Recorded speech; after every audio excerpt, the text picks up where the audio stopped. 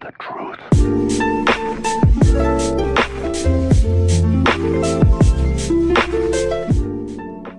Yo les potos, c'est Zen, j'espère que vous allez bien. Au cours du temps, YouTube a connu plusieurs coups durs. Démonétisation massive, le Content ID et l'algorithme toujours plus efficace mais ravageur puisque trop de performance tue la performance, bref. La plupart du temps, ça ne venait pas de YouTube directement, mais plutôt des lois, parce que les lois s'appliquent aussi sur internet. YouTube est présent partout dans le monde, il est donc très compliqué d'adapter le site aux différentes lois de différents pays, mais a toujours fait au mieux pour avoir toujours au moins un pied dans la légalité. C'est en fait l'objectif du Content ID qu'on appelle plus familièrement le bot, et qui s'apprête à devenir complètement obsolète en Europe. Aujourd'hui, il permet d'identifier tous les contenus copyrightés présents sur la plateforme et de détecter les vidéos qui justement utilisent ces données sans en avoir le droit. Ça peut être des musiques, des films, des trailers, des extraits d'émissions TV, des gameplays de jeux vidéo ou même tout simplement des vidéos de youtubeurs. Le bot détecte donc ce type de contenu, qu'il soit tourné sous forme de parodie, de critique ou même qu'il soit mis en ligne tel quel, et envoie une notification au propriétaire des droits, lequel a le choix entre ignorer la correspondance, rediriger la monétisation à son avantage ou tout simplement faire supprimer la vidéo tout en strikant la chaîne concernée. Et c'est d'ailleurs devenu d'autant plus facile récemment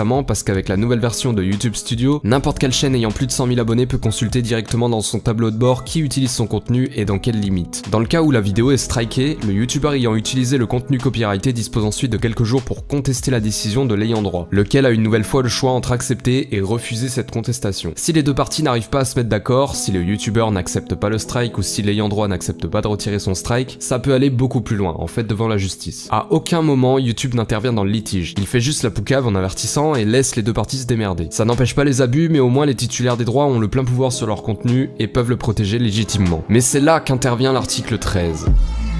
L'article 13, il concerne pas que YouTube et les youtubeurs. En fait, il s'applique sur l'entièreté d'internet dans l'Union Européenne. Il est en pourparlers depuis maintenant plus de 2 ans et une première version de cette loi a été votée en juillet, pour être remaniée en septembre et pour que la version finale soit définitivement votée en janvier prochain par les députés européens. Elle a pour but à la base de protéger les créateurs, de faire respecter au pied et à la lettre les droits d'auteur. C'est-à-dire qu'elle a pour but de forcer les gens à utiliser leur propre contenu pour pousser à la création. En soi, c'est une bonne chose, mais c'est une mesure extrême. Extrême puisque l'article 13 veut que toute plateforme sur internet soit tenue à 100% responsable de ce qui sera posté par ses utilisateurs, et ce sans préavis. Ça concerne par exemple les gifs, les mèmes, les images postées sur Facebook, Twitter ou Instagram, les photos de profil des utilisateurs, les citations, extraits ou photos utilisées sur Wikipédia et bien d'autres choses. Cette loi veut que les plateformes aient le plein contrôle sur tout ça, et vous vous doutez bien, c'est absolument impossible pour la plateforme YouTube, parce que sur YouTube on upload plus de 400 heures de vidéos chaque minute. YouTube n'a ni la technologie ni les ressources humaines pour contrôler 9600 heures de vidéos par jour. Ils ont donc posté sur leur compte Twitter 6 vérités ignorées sur l'article 13. Je vous les résume. L'article nuit involontairement aux créateurs, parce qu'il oblige les plateformes comme YouTube à bloquer littéralement la plupart des mises en ligne. Ils disent aussi qu'ils reversent déjà près de 800 millions d'euros chaque année aux ayants droit de l'Union Européenne. Si l'article passe, cette somme serait démultipliée et obligerait donc YouTube à fermer sa plateforme en Europe. En soi, YouTube n'est pas contre cette loi, mais veut qu'elle soit revisitée pour que la responsabilité des droits d'auteur soit celle des ayants droit. Dans ce cas, rien ne changerait pour YouTube puisqu'il applique déjà cette règle grâce au Content ID. En clair, si l'article n'est pas remanié, les conséquences seraient désastreuses. Pour nous français, on nous annonce que plus de 4 millions de chaînes seront bloquées. Presque plus aucun youtubeur ne pourrait se plier à cette règle et des milliards de vidéos, anciennes comme nouvelles, seraient supprimées. En clair, en France, il ne resterait que Vevo et les chaînes TV qui sont déjà protégées par leurs propres droits d'auteur. Et aussi les chaînes qui produisent des trailers, enfin bref. En clair, il ne restera que les grandes entreprises et YouTube ne deviendra plus qu'un outil commercial pour promouvoir des produits et des services. Nous, Européens, on n'aura plus accès au contenu mis en ligne en dehors de l'Europe.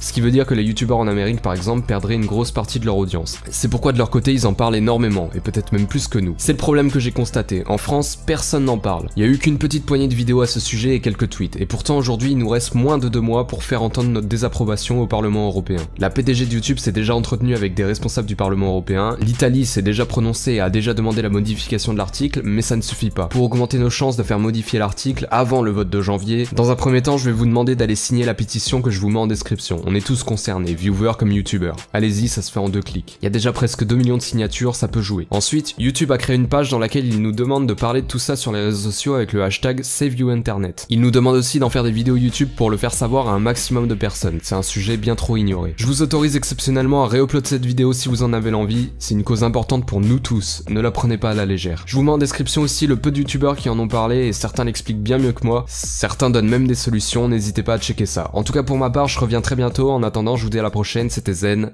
peace.